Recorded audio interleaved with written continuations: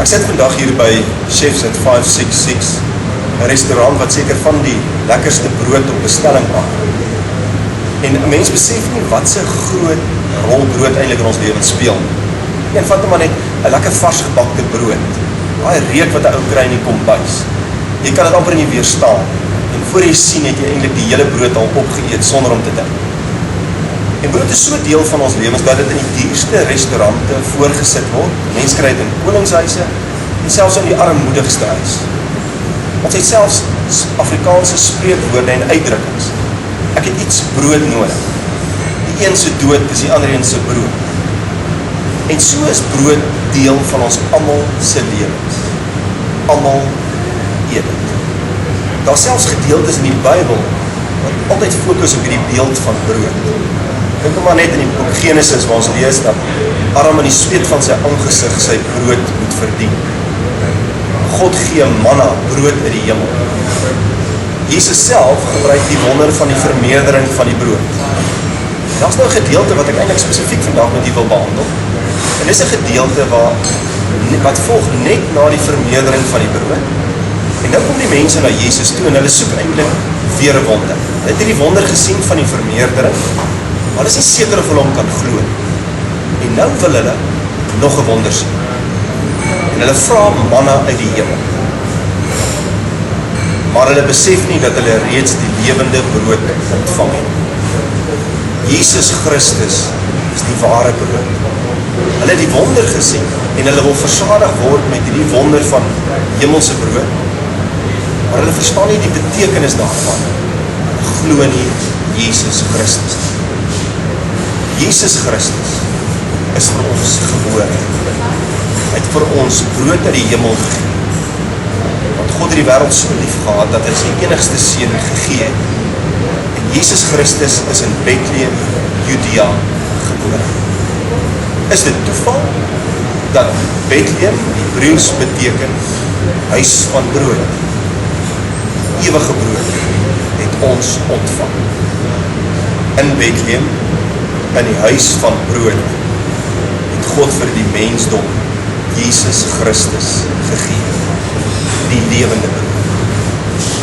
Maar waar kry ek en jy hierdie lewende brood? Moet ons na Bethlehem gaan? Moet ons myle agter 'n ster aanloop? Nee. Elke keer wanneer ek en jy die woord van God hoor, elke keer wanneer ons 'n preek hoor, elke keer wanneer ons 'n boodskap hoor, elke keer wanneer ons Bybel lees, ontvang ons hierdie brood. Maar die vraag is, eet ons dit asof dit gewone brood is? Eet ons dit asof dit manna uit die hemel is, die woord van God? Dit is Kersfees. En ons gedenk op hierdie dag brood uit die hemel, Jesus Christus se geboorte in Bethlehem. Ek en jy hoef nie soos die Bybelse mense na wonders te gaan soek om te gebeur op hierdie dag. Wonder en klaar gebeur. Die brood is gebreek aan die kruishout op Golgotha vir my en vir jou. Kersfees is dalk 'n doodgewone, broodgewone dag. Maar Jesus Christus is vir my en vir jou gebore in Bethlehem. Die vraag wat ek jou vandag wil afvra, is Kersfees vir jou manna uit die hemel? Of is dit maar net 'n alledaagse dag? Daar is die kersboom en die liggies en die geskenke. Maar waarmee probeer ek en jy onsself meer versadig? Wat eet ons op hierdie dag? Ons probeer ons versadig met die vrolikheid van Kersfees, met hierdie geskenke, met hierdie liggies. Maar môre is Kersfees verby. En dan is ons nog steeds honger.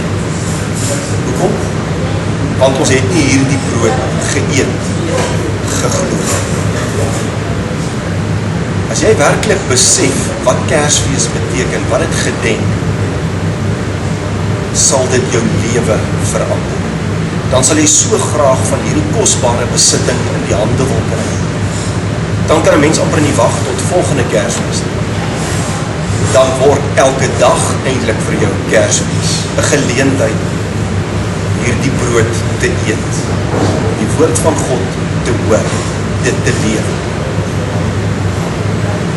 Dis vandag Kersfees. Jesus Christus is vir ons gebore in Bethlehem. Hy het vir ons manna uit die hemel gegee.